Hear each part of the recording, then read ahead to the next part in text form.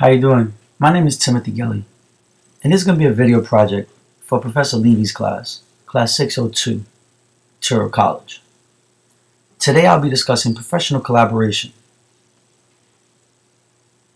Some of the topics I'll be discussing is the introduction to principles of collaboration, the characteristics of collaboration, certain benefits of collaboration, different types of collaboration, and responding to disagreements when collaborating with other professionals. Let's start with the basics of collaboration. Collaboration is how people work together, not what they do. A style professional is used to accomplish a goal that they share. The mere fact of working in the same room with another person does not ensure that collaboration occurs. True collaboration is how individuals work with each other, occurs when they feel that their contributions are valued, goals are clear, and that they share in decision making. Characteristics of collaboration must be voluntary, must be a personal choice. Based on parity, all contributions valued equally. Requires shared goals, everyone must be on the same page. Shared responsibilities for key decisions. Divide work but share decision making as well as open to new ideas and strategies. Shared accountability for outcomes, whether positive or negative. Based on shared resources including time, expertise, space, and equipment. It is emergent. With more experience grows trust, respect, and success. Reflecting on your belief system. Even if the outcome is different than what you originally envisioned, you need to believe that shared efforts will result in a better outcome. This also concerns your understanding of and respect for others' beliefs. Alternative teaching practices are not only helpful but a requirement in inclusive settings. Learn to value others' opinions and respectfully disagree while maintaining a positive environment. Refining your interaction skills. They are the fundamental building blocks on which collaboration is based. There are two types, communication skills and productive interactions. Communication skills include listening, asking questions, nonverbal signals, and paralanguage. Productive interactions include effective meetings, resolving conflict, persuading others. Both are skills needed to effectively collaborate. Some of the benefits of collaboration are greater emphasis on more hands-on individualized instruction, better, easier student buy-in, classroom develops as a team mentality. Everyone in the classroom is always learning, including the teachers. One-on-one time and secure concept mastery at a faster rate. Various opportunities to drive instruction in multiple ways, including creativity, hands-on learning, and use of activities. There's also a more sense of a natural flow of differentiated instruction within the classroom. Co-teaching. Co-teaching occurs when two or more educators, one general ed and one special ed, share the instruction for a single class.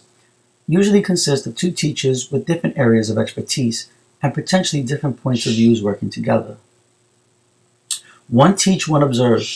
One teacher will lead the lesson and the other gathers data on students in order to understand them better and make instructional decisions. Station teaching. Station teaching is when the class is divided into three groups, all working on the same material. Group number 1 with the general ed teacher. Group number 2 with the special ed teacher learning an alternative method. Group number 3 will be working in pairs on the assignment. Parallel teaching is when the class is split heterogeneously and each teacher teaches half of the class. Alternative teaching is when one teacher works with the majority of the class while the other teacher works with small group instruction. Teaming is when both teachers share leadership in the classroom and both are equally engaged in instructional activities. This works very well with role plays and when the two teachers have similar teaching styles. One teach, one assist is when one teacher will lead the class lesson while the other walks around the room assisting students. Here we have a diagram. This diagram labels all the types of co-teaching approaches that I've just recently described to you. One teach, one observe, station teaching, parallel teaching, alternative teaching, teaming, and one teach, one assist. Complexity of professional collaboration. Disagreement is inevitable by product of collaboration. This is not a perfect world that we live in. Strategies to overcome some of these disagreements. Number one, frame of reference. Try to see things from the other person's point of view. Number two, try a solution that can be reevaluated at a later time. Number three, examine your part of the disagreement. Are you making a mountain out of a molehill? Number four, seek input from a third party. This is an opportunity to create new and better options for your students. In collaboration, the students see the two teachers working together simultaneously on a common goal and not letting obstacles get in their way in order to achieve success. Students see these actions and it makes them want to mimic the approach and activities to that of their teachers. They do so by taking on roles as peer tutors, mentors, buddies, confidants, friends, all to achieve a common goal, and that's to ensure success within the classroom. They develop a team mentality. Inclusive classrooms always ensure that everyone, including the teachers, are constantly receiving education and constantly learning. The two teachers provide tremendous amount of support to each other and to the students in assisting them with daily activities that they would normally never receive in a normal classroom.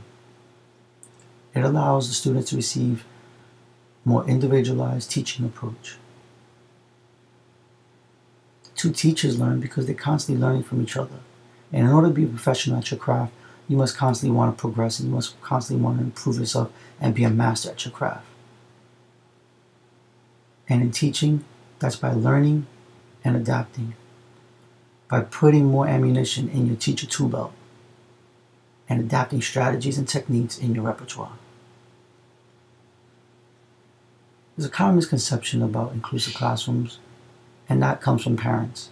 Parents feel that their child will not get a decent education, that learning would be inferior to that of a normal classroom. In actuality, it might be the exact opposite.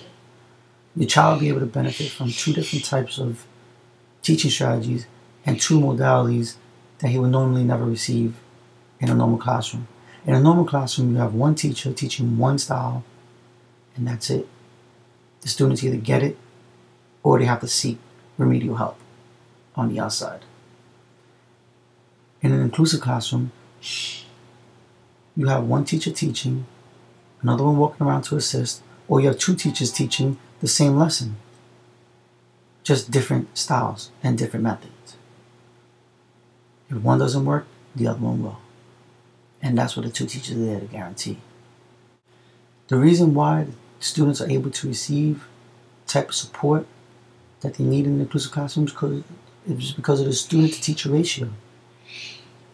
In a normal classroom, you have about 30 to 34 kids and one teacher. In an inclusive classroom, you could have 20 and two teachers, 22 with two teachers, or 30 with two teachers, and maybe even a para. So the student-to-teacher ratio has a tremendous impact on the type of hands-on learning that your child can receive. There will come a time when the two teachers are working simultaneously as a well-oiled machine. This is when they're going to be bouncing ideas off of each other, finishing each other's sentences and lesson planning with one another, and that's truly going to be an effective collaboration of a classroom. That's when the team mentality is going to roll in. In conclusion, just as in any other classroom, parents should play an active and involved role in their child's education. For this, plays just as big as any other role in the classroom. Thank you, and I do appreciate it. Have a good day.